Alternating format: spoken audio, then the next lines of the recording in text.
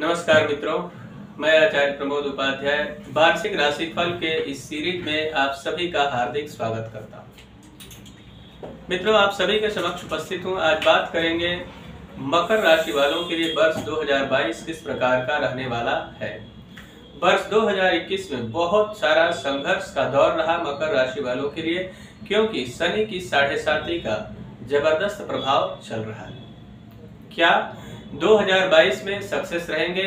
क्या जो जिनकी चाहत कहीं न कहीं अधूरी रह गई थी, चाहे वो प्रोफेशनल लाइफ हो या पर्सनल लाइफ हो, यानी कि आपकी जो निजी जिंदगी है या फिर जो व्यापार बिजनेस से रिलेटेड कार्य थे, उसमें कहीं न कहीं आप सफल होने में नाकाम रहे बहुत सारे लोग। कुछ लोगों को सफलताएं भी मिली, लेकिन 2022 में क्या जो सफलताएं अधूरी रह गई थी या फिर जो संघर्ष का दौर था वो समाप्त होगा और कितनी सारी खुशियां मिलेंगी?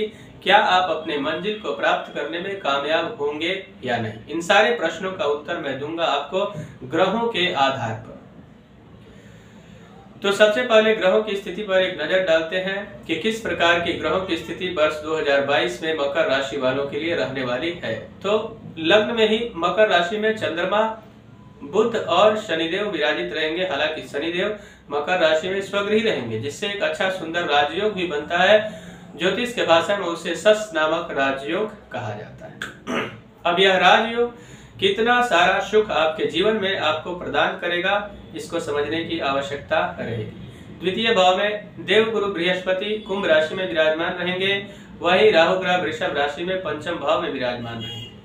मंगल और केतु ग्रह का दोनों का कॉम्बिनेशन 11th हाउस यानी कि एकादश भाव में वृश्चिक राशि में होगा, वहीं शुक्र और सूर्य धनु राशि में द्वादश भाव में विराजमान रहेंगे। यह जो राशि फल है यह जन्म कुंडली के राशि पर भी आधारित होगा, और जिनकी जन्म कुंडली नहीं है उनके लिए नाम राशि पर भी आधारित है, यानी कि उनके लिए भी एप्लीकेबल रहेगा।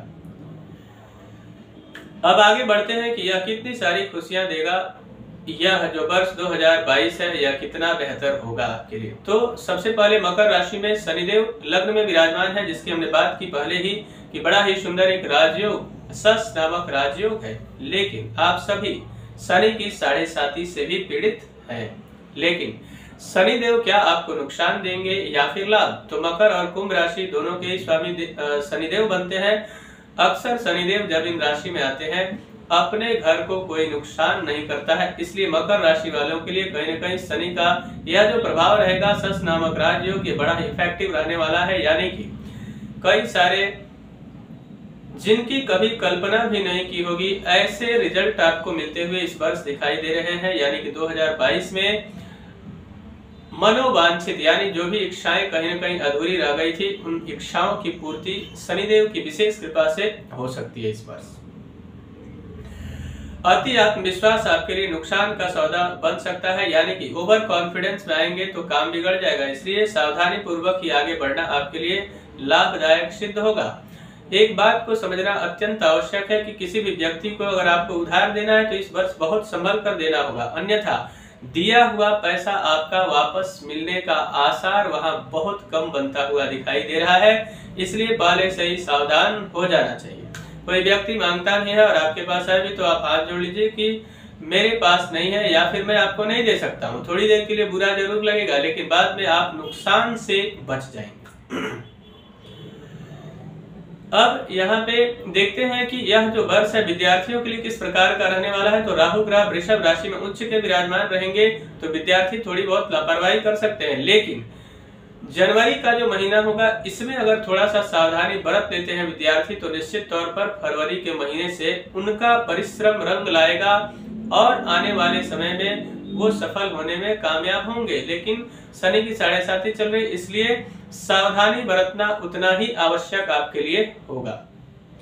भवन और वाहन के सुख के दृष्टिकोण से यह वर्ष अगर देखा जाए तो मंगल ग्रह एकादश भाव यानी कि सोर्स ऑफ इनकम के हाउस में वर्ष के प्रारंभ में रहेंगे, तो आपके लिए वर्ष के शुरुआत में ही कुछ बेहतरीन योग बनेंगे। यानी कि कहीं आप जमीन खरीदना चाहते हैं या फिर घर बनाना चाहते हैं या घर खरीदना चाहते हैं, उसके लिए सुनहरा मौका आपके लिए बन सकता है। लेकिन केतु ग्रह भी साथ में विराजित रहेंगे, तो एक बात का आपको ध्यान रखना अत्यंत आवश्यक है कि आपको सावधानी पूर्वक इन्वेस्टमेंट करना होगा।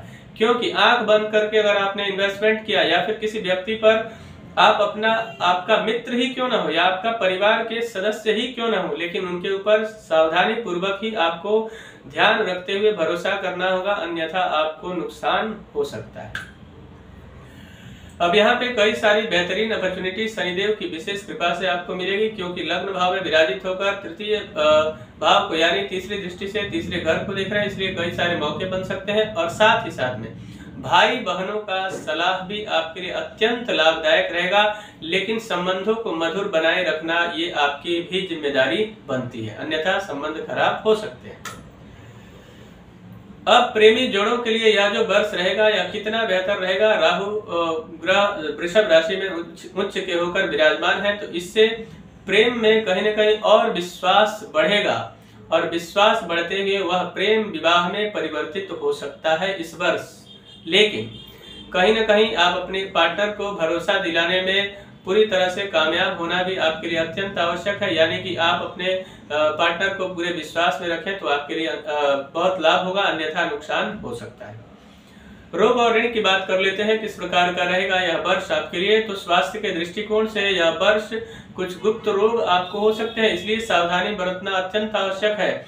आपको किसी प्रकार की कोई भी हेल्थ से रिलेटेड समस्याएं आती है तो निश्चित तौर पर आपको किसी वैद्यराज या फिर नीम हकीम या फिर डॉक्टर से तुरंत संपर्क करना चाहिए। सातवें भाव पर भी शनिदेव की पूर्ण दृष्टि है। अब सातवें भाव पर दृष्टि पड़ने से आपके जीवन में नए व्यवसाय का योग बन सकता है, यानी कि आप नया व्यापार करना चाहते थे, किसी कारणवश 2021 में डिले हो गया, तो नया और सुंदर योग बनता हुआ दिखाई दे रहा है। लेकिन मैंने जैसे ही कहा कि सावधानी बरतना उतना ही आवश्यक है। स्पेशली पार्टनरशिप में अगर आपको व्यापार करना हो तो इस वर्ष आपको पार्टनरशिप में व्यापार करने से बिल्कुल बचना चाहिए। और साथ साथ में जिन लड़के और लड़कियों का विवाह नहीं हो पा रहा था किसी कारणवश, तो उनके विवाह का बड़ा ही सुंदर योग इस वर्ष बन रहा है। लेकिन कुंडली मिलान करके विवाह करें तो अत्यंत लाभदायक आपके लिए रहेगा, यानी कि उत्तम दाम्पत्य सुख की प्राप्ति होगी। अब यहाँ पे सोर्स ऑफ इनकम, यानी सबसे पहले अब नौकरी की बात कर लेते हैं। नौकरी की स्थिति किस प्रकार की रहने वाली है। तो नौकरी में थोड़ा सा नौकरी प्राप्त करने में भाग दौड़ आपको अधिक करना पड़ सकता है, लेकिन उसके पश्चात वर्ष के उत्तरार्ध में आपको नौकरी मिलेगी। और जो लोग नौकरी में कहीं स्टेबिलिटी की तरफ जाना चाहते हैं, यानी कि स्टेबल नहीं है, लगातार संघर्ष का दौर उनका चल रहा है, उनके लिए यह वर्ष किस प्रकार का रहेगा। यानी शनि देव की जो पूर्ण दृष्टि है वह लग्न भाव से, उनकी जो 10वीं दृष्टि है वह दशम भाव पर रहेगी। इसलिए नौकरी में कहीं न कहीं जो उतार और चढ़ाव का दौर था उससे उनको निजात मिलता हुआ दिखाई दे रहा है, यानी कि नौकरी में आपको स्थिरता प्राप्त होगी। और साथ ही साथ में सोर्स ऑफ इनकम के दृष्टिकोण से या भी माफ कीजिएगा, यहाँ पे प्रमोशन की जो स्थिति है उसमें ज्यादा आप चेंज करने का प्रयास न करें। यानी कि अगर आपको प्रमोशन कहीं ना कहीं नहीं मिल पा रहा है तो आप सावधानी पूर्वक वहीं बने रहें, समय आने पर आपको मिलेगा। यानी वर्ष का अंत जैसे आएगा वहां पे आपके लिए बड़ा ही सुंदर योग बनेगा, लेकिन प्रारंभ में ज्यादा फेरबदल करने का प्रयास आपके लिए नुकसानदायक सिद्ध हो सकता है। सोर्स ऑफ इनकम के दृष्टिकोण से वर्ष का आरंभ अच्छा दिखाई दे रहा है, लेकिन आप आगे जब बढ़ेंगे तो थोड़ी बहुत आपको समस्याएं आ सकती है। लेकिन मई और जून महीने के बाद से स्थिति में पुनः बदलाव होगा और आपके लिए सोर्स ऑफ इनकम यानी लाभ के दृष्टिकोण से यह वर्ष बड़ा अच्छा दिखाई दे रहा है। वही जो लोग विदेश जाना चाहते हैं उनको सावधानी बरतते हुए आगे बढ़ना चाहिए और कुछ लंबी लेकिन सुखद यात्राएं आपकी हो सकती है, जिससे आपकी खुशियां कई गुनी बढ़ेंगी। अब इस वर्ष में आपको किन किन महीनों में सावधानी बरतने की जरूरत है, इसको ध्यान से सुनिएगा। जनवरी, मार्च, जुलाई और साथ ही साथ सितंबर के महीने में अगर आप सावधानी पूर्वक आगे बढ़ते हैं तो निश्चित तौर पर यह वर्ष आपके लिए शुभ फल देने वाला रहेगा।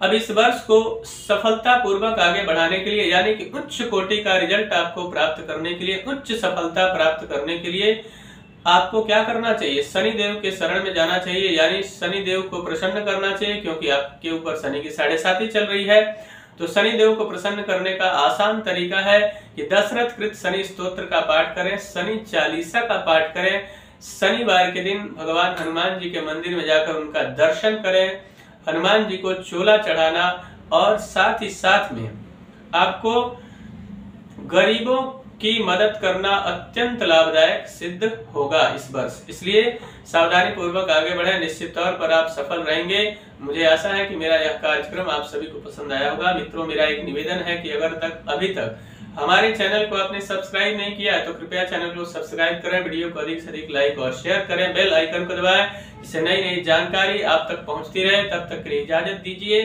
नमस्कार।